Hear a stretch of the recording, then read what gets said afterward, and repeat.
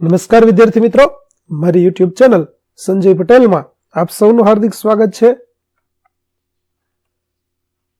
મિત્રો, આજના વિડીયોની અંદર આપણે ધોરણ 6 વિષય છે સંસ્કૃત, જેનો પાઠ 1 કે જે સત્ર 2 ની અંદર આવે છે, જેનું નામ છે મમ અંગાની.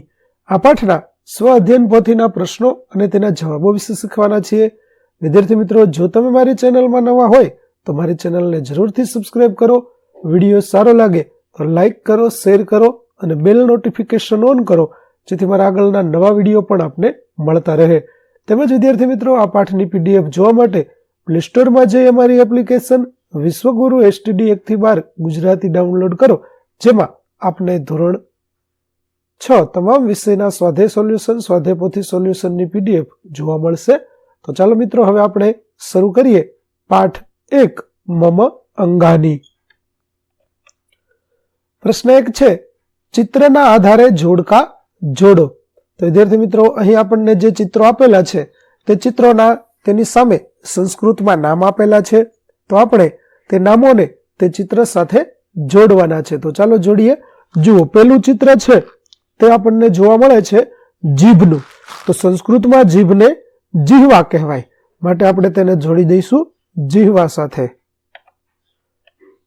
આ પ્રકારે જીહવા સાથે જોડીશું. ત્યાર પછી બીજા ચિત્રની અંદર આપણને વાળ જોવા મળે છે. તો વાળને સંસ્કૃતમાં કેશઃ કહેવાય, તો આપણે તેને કેશાહ તેની સાથે જોડી દઈશું. ત્યાર પછી ત્રીજું ચિત્ર છે તે જો આપણને આંખ જોવા મળે છે. તો આંખ છે તેને સંસ્કૃતમાં નેત્રમ કહેવાય, તો આપણે તેને નેત્રમ સાથે જોડી દઈશું. ત્યાર પછી ચોથું ચિત્ર આપણને આપેલું છે, તેમાં કાન બતાવ્યો છે. તો કાન છે તેને સંસ્કૃતમાં કર્ણ કહેવાય, માટે આપણે તેને કર્ણ સાથે જોડી દઈશું. ત્યાર પછી પાંચમું ચિત્ર છે તેની અંદર આપણને દાંત બતાવવામાં આવ્યા છે. તો દાંત છે તેને સંસ્કૃતમાં દંતાહ કહેવાય, માટે આપણે તેને દંતાહ તેની સાથે જોડી દઈશું. ત્યાર પછી છઠ્ઠું ચિત્ર છે તેમાં આપણને હાથની હથેળી બતાવવામાં આવેલી છે. તો હથેળીને સંસ્કૃતમાં કરતલ કહેવાય, માટે આપણે તેને કરતલમ તેની સાથે જોડી દઈશું. તો આ પ્રકારે આપણે સંસ્કૃતની અંદર જે ચિત્રો આપેલા છે તેના સંસ્કૃત નામો શોધી અને તેને જોડવાના છે.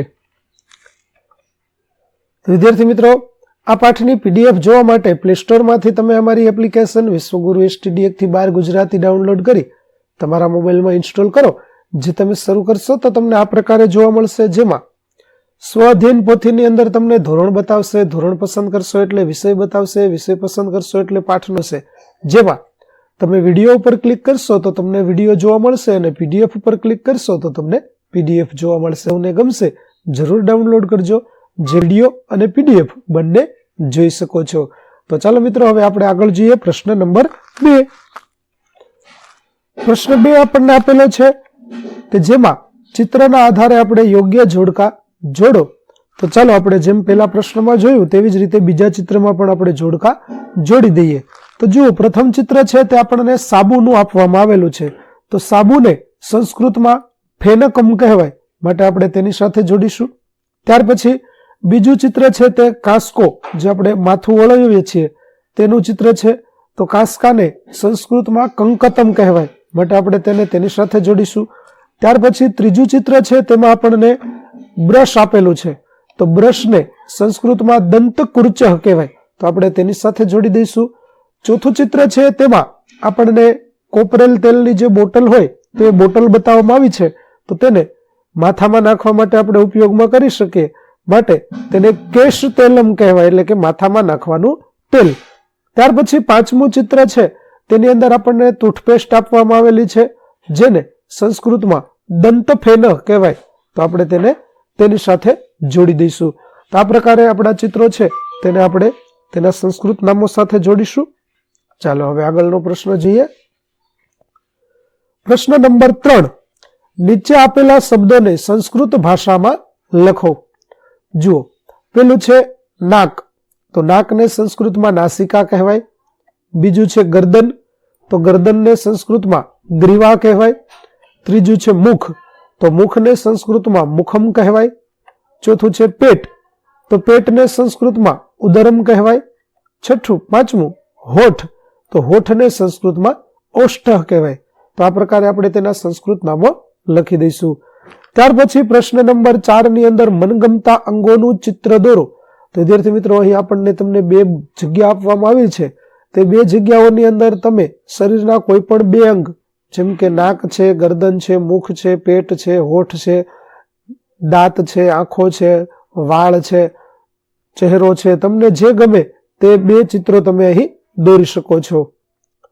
ત્યાર પછી પ્રશ્ન નંબર 5, તમારા શિક્ષક બોલે તે પ્રમાણે શ્રુત લેખન કરો. તો વિદ્યાર્થી મિત્રો, અહીં આપણે પાઠની અંદર જ આવતા હોય તેવા કેટલાક શબ્દો છે તેનું શ્રુત લેખન કરીએ, જેથી આપણું સંસ્કૃત શ્રુત લેખન છે તે પણ સારું થાય. તો ચાલો હું અહીં એક એક શબ્દ બોલતો જાઉં છું, તેનું તમારે શ્રુત લેખન કરતું જવાનું. જુઓ, લલાટમ, નેત્રમ, દંતા, હસ્ત, ઉદરમ, પાદ, ગ્રીવા, ઓષ્ઠ.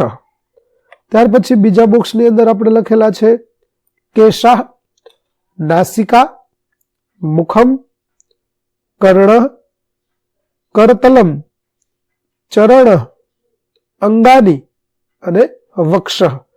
તો આ પ્રકારે તમારે શબ્દો છે તે આપેલા છે તેનું શ્રુત લેખન કરવાનું છે.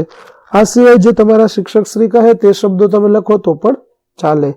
તો વિદ્યાર્થી મિત્રો, અહીં આપણો પાઠ 1 છે મમ અંગાની, તેના સ્વઅધ્યયન પોથીના પ્રશ્નો અને તેના જવાબો પૂરા થાય છે. આગળના પાઠના સ્વઅધ્યયન પોથીના પ્રશ્નો અને તેના જવાબો મેળવવા મારી ચેનલને જરૂરથી સબસ્ક્રાઇબ કરો. તેમજ PDF જોવા માટે પ્લે સ્ટોરમાંથી અમારી એપ્લિકેશન વિશ્વગુરુ STD 1 થી 12 ગુજરાતી ડાઉનલોડ કરો, જેમાં આપને ધોરણ 6 તમામ વિષયના સ્વાધ્યાય સોલ્યુશન, સ્વાધ્યાય પોથી સોલ્યુશનના વિડીયો અને PDF મળી રહેશે, જે એકદમ ફ્રી છે. કોઈ પણ પ્રકારના ચાર્જ વગર તમે વિડીયો અને PDF જોઈ શકશો. તો આશા રાખું છું અમારી એપ્લિકેશન આપ સૌને ગમશે. જરૂર ડાઉનલોડ કરજો. ફરી મળીશું આપણે નવા પાઠ સાથે. ત્યાં સુધી આવજો.